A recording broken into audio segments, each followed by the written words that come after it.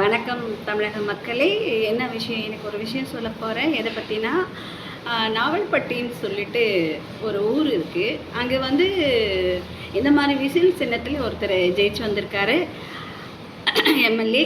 அவர் வந்து போயிட்டு ஒரு ஆய்வு, குப்பை குப்பை நிறைய கொட்டியிருக்கு, அதை போயிட்டு ஆய்வு பண்ணிட்டு இருந்திருக்கிறாரு. சரி, அதை ஆய்வு பண்ணிவிட்டு அவர் என்ன சொல்லியிருக்காருன்னா, இந்த மாதிரி இந்த குப்பையெல்லாம் வந்து ஏதோ ஒரு பள்ளம், பெரிய பள்ளம் இருக்குது, 1700 1200 அந்த அவ்வளோ ஆழம் பள்ளம் இருக்குது. அந்த பள்ளத்தில் போட்டுட்டு அது மேலே மண் போட்டுடலாம் அப்படின்னு சொல்லியிருக்காரு. அவர் சொல்லியிருக்காரு. அதுக்கு இன்னொருத்தர், அவர் பேர் எனக்கு தெரியல, இன்னொரு வாட்டி பார்த்தா நான் சொல்லுவேன்.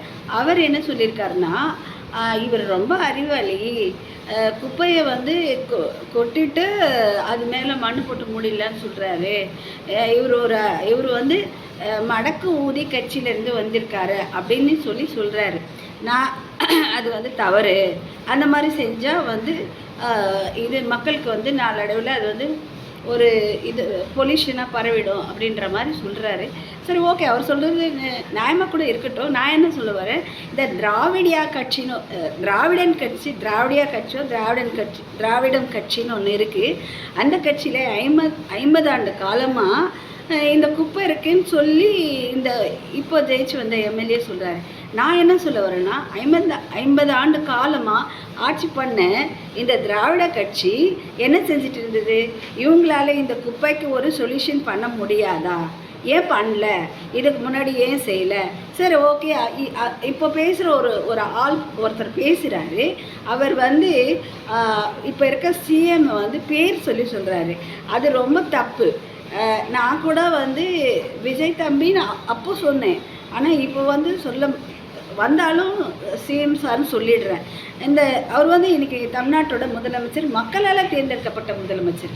இவர் எப்படி வந்து அந்த எம்எல்ஏவை அவர் சொன்னது தப்பாக இருந்தால் ஓகே, நீங்கள் விளக்கம் கொடுங்க, நீங்கள் சொல்லுங்கள்.